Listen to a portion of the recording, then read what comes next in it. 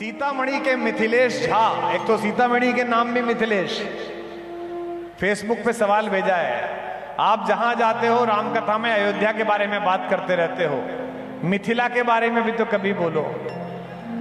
भैया मेरी कहां हिम्मत, मेरे नाना का घर है, मैं ऐसी बात कहां छोड़ सकता हूं भैया, मेरे मामा का घर है। अभी हम अयोध्या जी गए थे 21-22 को, अमर महाराज जी, और या सड़क के बाहर हम निकले, लोग बाग चिल्लाने लगे, कैमरे वैमरे लगे हुए थे, एक साधु नाच रहा, ए कुमार विश्वास सीतामढ़ी से आए हैं। मैंने कहा महाराज, फिर पीछे पीछे वहां तक आया, मैंने कहा आप आमंत्रित हैं? नहीं आमंत्रित तो तुम लोग हो, इनके रिश्तेदार, हम तो साले हैं, अपने आप आ गए। मिथिला का कहां, आप शोभा की खान जिस जमीन में पैदा हुई हो उसके बारे में भैया मिथिलेश झा साहब आप क्यों हमसे, था सदाचार सत्कार वहां, अनुरक्ति वहां पर सस्ती थी, था सदाचार सत्कार वहां, अनुरक्ति वहां पर सस्ती थी, कंगाली जहां न बसती थी ऐसी विदेह की बस्ती थी।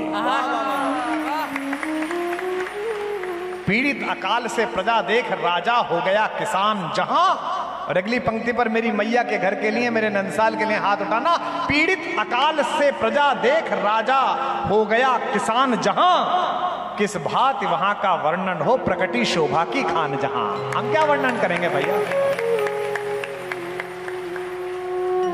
कुछ लोगों को संभवतः ज्ञात होगी, साधु संतों को पता होगा। कल मैंने सुनाया था काम से राम का अनुभव, कि जब भगवान ने देखा सीता जी को तो भगवान की पलक ही नहीं झपकी, सीता जी की भी पलक नहीं झपकी। अमेरिका में कंपटीशन होता है Guinness book of world record का, जिसमें किसकी पलक कितनी देर तक नहीं झपकी इसका कंपटीशन होता है। आप भी आज रात को करके देखना, 1 मिनट 2 मिनट 3 मिनट 4 मिनट पलक झपक ही जाएंगी। एक निमिष में पलक झपकती है, एक पल में, निमिष कहते हैं पल को। ये निमिष शब्द कहां से आया? निमि नाम के एक बड़े राजा थे, उधर के ही जहां माता पैदा हुई। वे राजा वशिष्ठ, राजाओं के आचार्य वशिष्ठ के पास गए और कहा कि मैं यज्ञ कराना चाहता हूं, आप मेरे आचार्य बन जाएं। वशिष्ठ ने कहा कि राजन मैं अभी बहुत व्यस्त हूं और मेरे पास समय नहीं है, मैं समय निकालकर आपका यज्ञ करा दूंगा। राजा निमि वृद्ध हो रहे थे, 50 पार कर चुके थे। निमि ने कहा पता नहीं आपको कब समय मिलेगा, मेरे शरीर का पता नहीं क्या आयु है, आप जल्दी से करा दीजिए। वशिष्ठ ने कहा ज्ञान और यज्ञ ये जल्दबाजी में ना लिए जाते ना दिए जाते हैं, जब समय होगा तब मैं कराऊंगा। निमि चले गए। निमि ने बाहर जाकर कहा कि वशिष्ठ तो बड़े अजीब से राजा हैं, अजीब से आचार्य हैं, मैं दूसरे आचार्य को लेकर यज्ञ करा देता हूं। उन्होंने एक दूसरे आचार्य को लेकर यज्ञ करना प्रारंभ किया। जब यह समाचार महर्षि वशिष्ठ के पास पहुंचा तो वशिष्ठ कुपित हो गए, नाराज हो गए। उन्होंने कहा जब मैंने तुझसे कहा था कि प्रतीक्षा कर मैं तेरा यज्ञ कराऊंगा, तो इतनी क्यों जल्दी थी शरीर को लेके तुझे, कि शरीर वृद्ध हो रहा है? अरे मैंने कहा है तो शरीर रहेगा। और क्रोध में वशिष्ठ ने कह दिया कि निमि जा, तुझे शाप देता हूं कि तेरा शरीर नष्ट हो जाए। निमि का शरीर नष्ट हो गया, लेकिन राजा का शरीर नष्ट हो जाए ये प्रजा के हित में नहीं है। इसीलिए आपने देखा होगा, ईश्वर ना करे भारत में भी या देश में अगर प्रधानमंत्री को कुछ हो जाता है तो तुरंत ही एक किसी व्यक्ति को शपथ दिलाई जाती है। हमारे 2 प्रधानमंत्री रहते हुए दिवंगत हुए तो एक नए व्यक्ति को तुरंत शपथ दिलाई जाती है। प्रारंभ में तो गुलजारी लाल नंदा साहब को 2 बार दिलाई गई थी। राजा का मरना बहुत बुरा शकुन है। सब ऋषियों ने कहा कि यह तो अच्छा नहीं हुआ कि वशिष्ठ को क्रोध आ गया, और इसके तो पुत्र भी नहीं है। तो निमि के शरीर का मंथन करके कुछ रुष्ट निकाला गया, कुछ तत्व निकाला गया, और उस तत्व को 9 महीने रखकर एक बालक पैदा किया गया। देखिए परखनली जो आज बन रही है, जो बच्चा पैदा हुआ उसका नाम रखा गया मिथि। उस मिथि नामक राजा ने जो अपनी राजधानी बनाई, उस जगह का नाम रखा गया मिथिला, वहां से मिथिला बनी। लेकिन निमि का शरीर जब जाने लगा तो ऋषियों ने कहा कि गुरु वशिष्ठ जी से ठीक नहीं हुआ, हम आपको शरीर दे देते हैं। निमि ने कहा अब तो शरीर चला गया, अब शरीर नहीं चाहिए। अगर आप लोग देवता मुझसे प्रसन्न हैं तो मुझे एक वरदान दीजिए। क्या अद्भुत कहानी है, देखिए आप। निमि ने कहा कि जिन इक्ष्वाकु वंशीय राजाओं के सर्वोत्तम होने का अहंकार महर्षि वशिष्ठ को है, मैं चाहता हूं कि मेरे कुल में जगदंबा स्वयं प्रकट हों और इनके दरवाजे पर सब जाते हैं वर मांगने के लिए, इनका वर मेरे दरवाजे पर वधु मांगने के लिए आए। मैं यह आशीर्वाद आपसे चाहता हूं। त्रैलोक्य की अधीश्वरी मेरे एक परिवार में जन्म ले। देवताओं ने कहा तथास्तु। एक देवता ने कहा कि निमि, अगर वो युवती पैदा हो गई, बच्ची पैदा हो गई, त्रैलोकी की अधीश्वरी पैदा हो गई, तो तुम कैसे देखोगे, तुम तो मर गए। तो निमि ने कहा महाराज वर पूरा नहीं हुआ, आधा ही मांगा है। पूछा कि क्या वर है?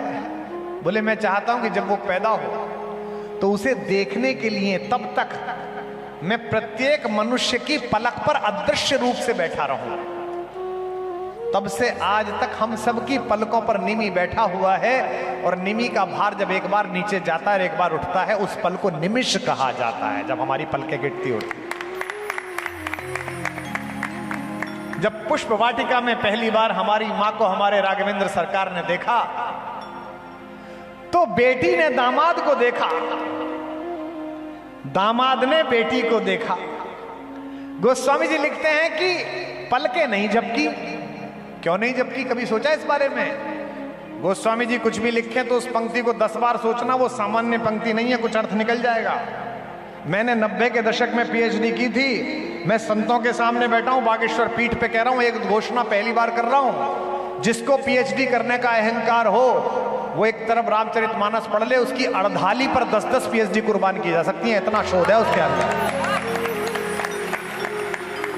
कोई भी पंक्ति महाराज कहें तो समझना मत कि ऐसी ही कविता में कह दिए हैं, ऐसा नहीं है। उसको पढ़ो, दोबारा पढ़ो, दोबारा पढ़ो, दोबारा पढ़ो, दोबारा पढ़ो, एक दिन अर्थ खुलेगा।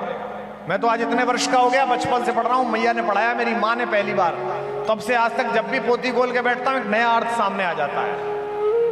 पुष्प वाटिका में माँ ने हमारे आराध्य को देखा, अपने जन्म जन्मांतर के पति को देखा, और हमारे राम ने हमारी आराध्या मां को देखा।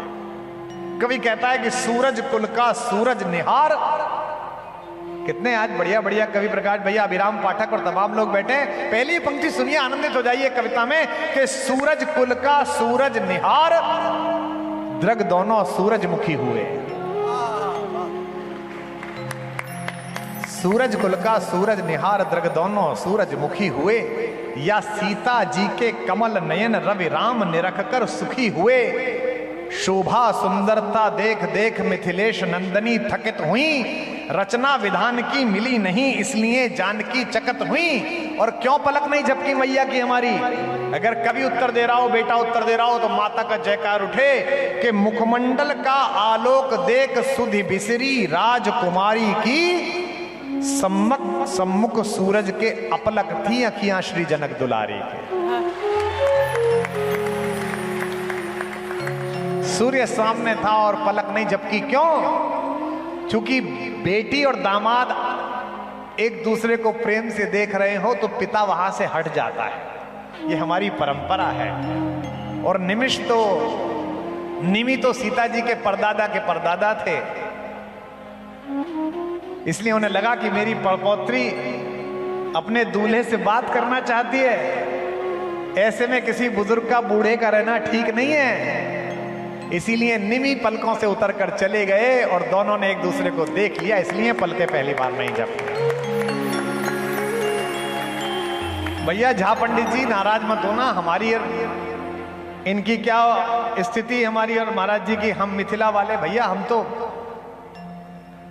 पूरी दुनिया जिस राम के चरणों के नखून के ऊपर लगी हुई धूल के स्पर्श के लिए आकुल रहती है। आपने टीवी पे देखा होगा, हम अयोध्या जी गए, 4 डिग्री सेंटीग्रेड तापमान था। अयोध्या जी की सड़कें सरयू जी के जल से धोई जा रही थी। मेरे पैर में चप्पल नहीं थी, कभी नहीं होती है। टेलीविजन चैनल वाले पूछ रहे थे, ये बिटिया कविता तिवारी साथ थी, कि चप्पल क्यों नहीं पहनते। मैंने कहा स्वार्थी हैं, लालची हैं, इसलिए नहीं पहनते। बोले क्यों? मैंने कहा सदियों बीत गई, भूकंप ने मिट्टी ऊपर नीचे कर दी, लेकिन अभी भी लोभ है कि चलते चलते सरयू के किनारे किसी ऐसे रेत के कण से मैं छू जाऊं जिसने कभी छूकर अहिल्या को स्त्री बना दिया था, तो मेरा भी उद्धार हो जाए, यहां कुछ तो होगा। चित्रकूट में, बुंदेलखंड में बैठा हूं इसलिए याद आ गया, चित्रकूट में रहीम आए तुलसीदास जी से मिलने। प्रधानमंत्री थे भारत के, अकबर के प्रधानमंत्री थे। ये वो समय था जब मुख्यमंत्री प्रधानमंत्री कवियों को मित्र मानते थे। आए मिलने, हाथी लेके आए, बड़ा हाथी सफेद रंग का, ऊपर सोने का हौदा, नीचे कालीन लगे हुए बढ़िया बढ़िया वाले। दोनों दोस्त बात कर रहे, कवि, एक कवि रहीम, एक कवि तुलसी। महाराज जी, रहीम अद्भुत कवि है। मैंने कल कहा सनातनी मुसलमान, तो 150 लोगों ने मुझे गालियां बकी फेसबुक पे।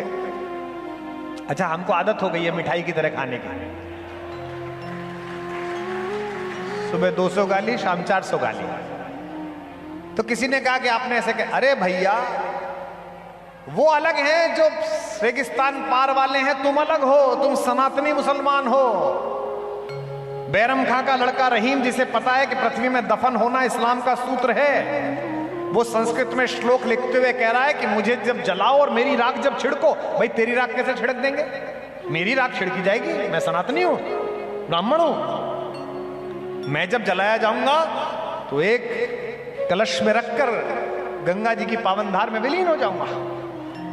तू तो इस्लाम मानने वाला। लेकिन गंगा जी का वर्णन करते हुए रहीम कहता है कि अच्युत चरण तरंगिणी, विष्णु के चरणों से निकलने वाली अच्युत चरण तरंगिणी, शंकर मौल मालती माले, और शंकर की मौली पर मालती लता के समान लिपटी हुई हे माता गंगा।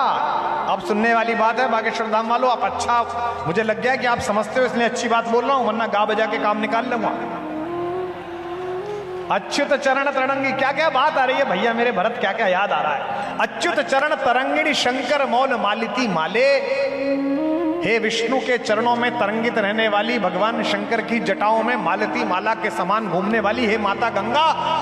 मम तन वितरण समये, जब मेरे शरीर का वितरण करो राख बनाकर, तो क्या करना? हरता देयन में हरिता। दुनिया मांगती है कि विष्णु के लोक जाऊं, मुझे तुम विष्णु का लोक मत देना माता, मुझे शंकर का लोक देना, क्योंकि मैं मरने के बाद भी तुम्हें पैरों में नहीं अपने सिर में रखना चाहता हूं। ये रहीम कह रहा है, ये रहीम कहता है। तो रहीम के हाथी ने चित्रकूट में मंदाकिनी के किनारे वहां की रेत उठा उठा के अपने ऊपर फेंकनी शुरू कर दी। महावत दौड़े उसे रोकने के लिए, लेकिन महावतों को उसने दूर भगा दिया चिंगाड़ के। रहीम ने महावतों को रोका, रुक जाओ रुक जाओ रुक जाओ। फिर मुस्कुराते हुए तुलसीदास जी से एक पंक्ति कही, धूरी धरत निज शीश पर कही कारण गजराज। यह मेरा हाथी अपने सिर पर धूल क्यों रख रहा है?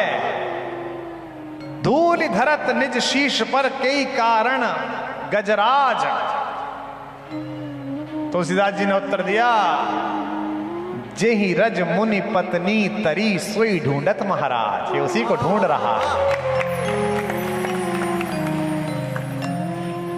आप तो उस बुंदेलखंड में हो, जा प्रभु के चरण पड़े तो शिलाएं पवित्र हो गई।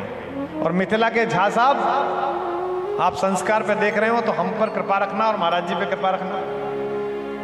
करे मैं 2 घंटे देखता रहा, अयोध्या अयोध्या गाते रहे, हमारे यहाँ कुछ नहीं हुआ क्या? भैया जिस राम को सब हाथ जोड़ के प्रणाम करते हैं, झाजी तुम तो इतने ताकतवर हो, फेरों पे पटरे पे बैठा के तुमने उस राम को भी गाली सुनाई। भैया हमारी कहां औकात है? किसी की हिम्मत है राम जी को गाली दे दे? राम जी बैठे हैं पटरे पे, पीछे बैठे हैं शत्रुघ्न भरत लक्ष्मण गुरु वशिष्ठ जो है, हो कौन सा चल रहा। कह उठी सखी कौशलपुर का अचरज हम एक सुनाते हैं। एक लड़की बोली मजाक करने के लिए कि लल्ला जहां से आए ना वहां को एक बात सुनाए हम तुम्हें। ए लड़की, ये दोनों बात कर रही हैं लेकिन गाली उन्हें सुना रही है। कह उठी सखी कौशलपुर का अचरज हम एक सुनाते हैं। हे बहना, वहां खीर खा के छोरे पैदा हो जाते हैं। देखो राम जी को कैसे छेड़ रही हैं सालियां और सलज हैं। कह उठी सखी कौशलपुर का अचरज हम एक सुनाते हैं। हे बहना, वहां खीर खा के बालक पैदा हो जाते हैं। अब भैया कोई चुप रहना रहे, कोई बोले मत बोले, ये किसी की हिम्मत राम को कोई कह दे और लक्ष्मण चुप हो जाए। उन्होंने जो उत्तर दिया उत्तर प्रदेश की ओर से, तो मैं उत्तर प्रदेश से आया हूं, उत्तर प्रदेश तक ताली पहुंचाना। मुस्काकर कहा लखन जी ने, मुस्काकर कहा लखन जी ने, अचरज है उससे बड़ा यहां, बेटी समेत धरती में से निकले करते हैं घड़ा यहां।